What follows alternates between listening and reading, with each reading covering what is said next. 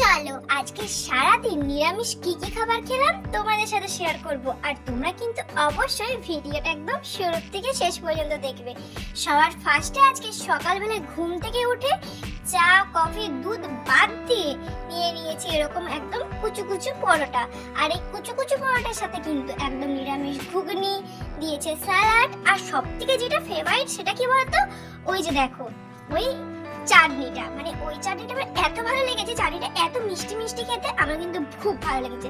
তাই সবার ফার্স্টে চাটনিটার ভিতরে রুটিটা ডুবিয়ে তারপরে দিয়ে দিয়েছি ঘুগনির ভেতর, তারপরে খেয়ে নিয়েছি। আর আজকে যেটা সব থেকে আমাদের ঘরের মেন টপিক সেটা হলো এই করলা ভাতে। ভাই রে ভাই, এটা এত তেতো হয় আর এটা না খেলে আমাদের বাড়িতে এত অশান্তি হয়। আমি ভাবলাম আমার মা কি করে এই তেতো খাবারটা মেখে আমাদেরকে খাওয়ায় সেটা তো তোমাদের সাথে শেয়ার করবই। তার আগে তোমরা বলো তো, তোমাদের বাড়িতেও কি মায়েরা এরকম ভাবে করলা মেখে খাওয়ায়? আমার তো এটা একদমই ভালো লাগে না। আরে আমার বাবার না সুগার আছে, তার জন্য করলা নিম পাতা প্রতিদিন হয়। আর আমার মা কি করবে জানো, করলা বাবার জন্যও করবে আবার আমাদের জন্যও করবে, নিম পাতা বাবার জন্যও করবে আবার আমাদের জন্যও করবে। এবার ওই নিম পাতা করলা খেয়ে খেয়ে না সবার ফার্স্টে যখন আমার মুখের টেস্টটা নষ্ট হয়ে যায় তখন আর আমার পুরো ভাতটা খাওয়ার এনার্জি চলে যায়। কিন্তু সেটা তো আর মা বুঝবে না, তো তার জন্য মা কি করছে এখানে বলতো, করলাটা মাখছে। তো তোমরা তো দেখলে করলা ভাতে এখন পর্যন্ত যারা যারা খাওনি একবার কিন্তু ট্রাই করতে পারো। এই করলা ভাতে খেলে না সুগারের প্রবলেম, তারপর যাদের বাচ্চারা আছে তাদের কৃমি হয়, অনেক বাচ্চাদের কৃমি হয়, তো কৃমির ওষুধ খেতে চান তারা এরকম করে একটু করলা ভাতে মানে ওই জোর জবরদস্তি করে একটু খাইয়ে দিতে পারো। আর আমার মা এরকম ভাবে চটকে পটকে আমাকে এই করলা ভাতটা খেতে দেয়, আর আমি কিভাবে খাই তোমাদের সাথে কিন্তু সেটা শেয়ার করবো। তো দেখো মা কিন্তু করলা ভাতে মেখে নিয়েছে।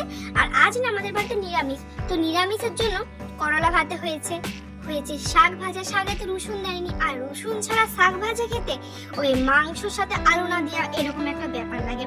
তো আমাকে বেশ এতটাখানি ভাত দিয়ে দিয়েছে। আর ভাত যখন মা দিয়ে দিয়েছে ভাতটা তো পুরোটা খেতে হবে, না হলে বলবে তুই রোগা হয়ে হয়ে মর, তুই রোগা হয়ে হয়ে মর।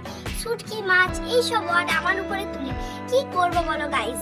তো দেখো এবার কিন্তু আমি করলা ভাতটা দিয়ে ভাতটা কিছুটা খেয়ে নিয়েছি। এইদিকে দেখলাম একদম ঘন ঘন মুগের ডাল আর সজনে ডাঁটা দিয়ে পোস্ত, শাক ভাজা, আর এটা মেন যেটা আমার এত ভালো লাগে না, আমের টক। আর এই আমের টকটা আমি বেশ খানিকটা নিয়ে নিয়েছি। আর করলা ভাজা দিয়ে ভাতটা কিছুটা খেয়ে নিলাম। এবার চলো আমি কিভাবে শাক দিয়ে ভাত খাই সেটা তোমাদের দেখাই। আমার না শাক জিনিসটা কিন্তু প্রচুর ভালো লাগে, কিন্তু শাকে যদি রসুন না থাকে না আমার অতটা ভালো লাগে না। দেখলাম মা হচ্ছে একটা লঙ্কা দিয়েছে, তো লঙ্কা দিয়ে শাকটা মোটামুটি খেয়ে নিলাম। তারপর শাকটা দিয়ে ভাতটা খাবার পরে আমি আজকে আমাদের বাড়িতে যে স্পেশাল রান্না হয়েছে ঠিক সেটা খাবো। সেটা হচ্ছে একদম পুরো পুরো করে মুগ ডাল। আর আমার না মুগ ডালটা খেতে মুসুর ডাল, ছোলার ডাল এই সবগুলোর থেকে মানে আমাকে মুগ ডালটা বেশি ভালো লাগে। আর মা না মুগ ডালটাকে একটু মিষ্টি মিষ্টি করে অসম্ভব সুন্দর লাগে। আর তার সাথে তো আলু পোস্ত হয়েছে।